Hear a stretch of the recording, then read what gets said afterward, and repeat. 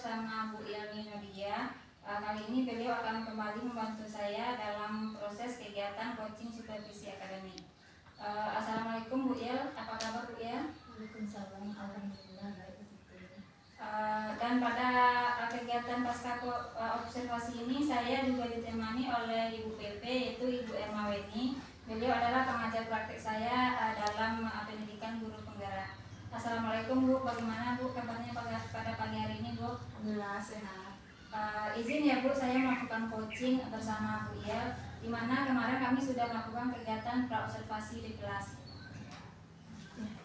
Baiklah Bu Il, sesuai janji kita pada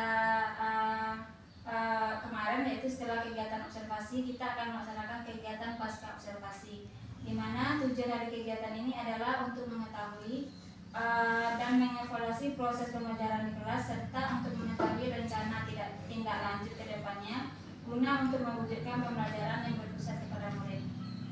Dalam waktu 10-15 menit ini saya izin juga Bu Il, dalam kegiatan ini saya akan mencatat beberapa hal tentang yang Bu Il sampaikan nantinya. Ya, silakan Bu. Dari hasil pengamatan saya selama proses observasi di kelas kemarin, kegiatan pembelajaran yang direncanakan sudah sesuai dan berjalan dengan baik.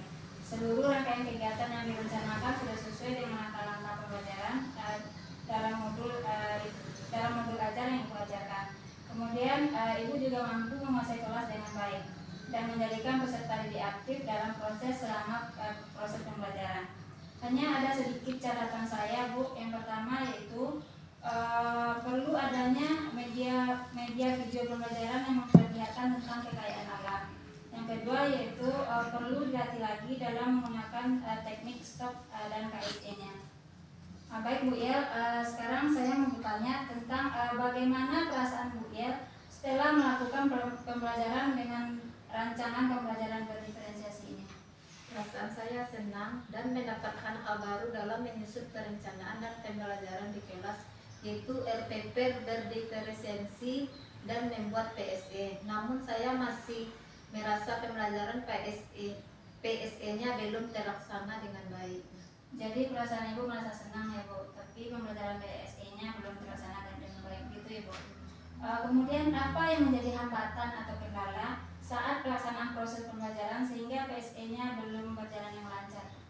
Yang menjadi kendala saya masih grogi untuk memulai melakukan kegiatan PSE-nya itu Bu, karena belum terbiasa sehingga saya hanya menanyakan perasaan siswa dan kabar siswa saja, serta hambatan yang saya rasakan dalam pembelajaran yakni dalam mengkoordinasikan siswa, karena pada saat kegiatan diskusi kelompok, ketika ada kelompok yang sudah selesai terlebih dahulu, mereka berbicara sendiri, sedangkan yang belum masih memerlukan waktu untuk menyelesaikannya. Jadi Ibu masih grogi gitu ya Bu. Kemudian Bu Il bisa kembali Ibu menyebutkan tentang tujuan pembelajarannya dan area pengembangan yang ingin Ibu capai dalam proses pembelajaran itu apa? Tujuan pembelajaran yang saya ingin capai yang pertama yaitu peserta didik dapat menyebutkan kekayaan alam yang ada di daerah tempat tinggalnya. Yang kedua, peserta didik dapat mengorganisasikan pengaruh geografis dengan kekayaan alam di daerah tempat tinggalnya. Yang ketiga, peserta didik dapat menyebutkan cara yang bijak untuk memanfaatkan kekayaan alam di daerah tempat tinggalnya.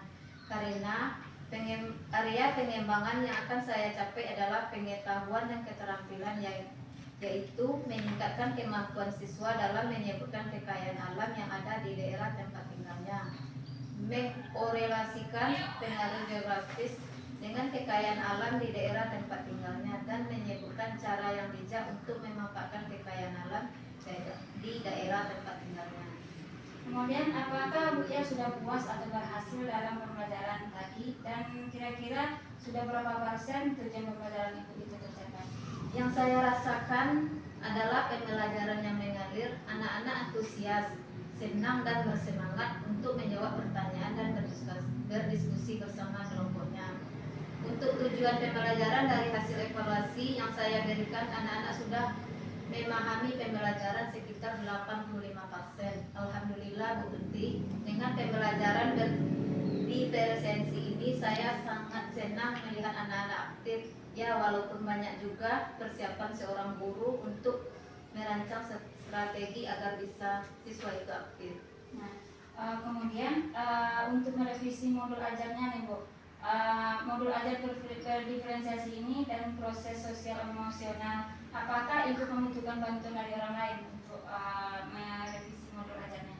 Ya pastilah Bu Tuti. Yang membutuhkan, saya membutuhkan bantuan Bu Tuti dan Bu Heni serta guru lainnya, dan pastinya dukungan dari kepala sekolah. Kemudian komitmen Bu Il dalam pembelajaran di kelas itu seperti apa?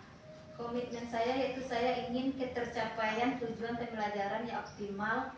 Jadi untuk mencapai tujuan pembelajaran saya akan menggunakan modul ajar berdiferensiasi dan pembelajaran sosial emosional Bu Tuti. Bagus sekali ya Bu komitmennya Bu, karena pembelajaran berdiferensiasi itu akan membuat siswa kita semakin aktif, dan pembelajaran sosial emosional akan membuat siswa kita senang belajar. Terima kasih ya Bu atas waktu yang telah Ibu berikan, dan terima kasih juga Ibu PP telah menyempatkan waktunya. Mungkin ada sepatah kata dari Ibu, Bu PP, silakan. Iya, terima kasih Bu Tuti, luar biasa sekali ya, sudah menyelesaikan tahapan diskusi pasca observasinya, dan saya lihat tadi sudah Bu Tuti sudah mengikuti alurnya gitu, dan terima kasih juga Ibu sudah bersedia diobservasi oleh Bu Tuti sebagai tugas dalam guru penggerak. Nah, mungkin itu saja dari saya Bu Tuti. Terima kasih.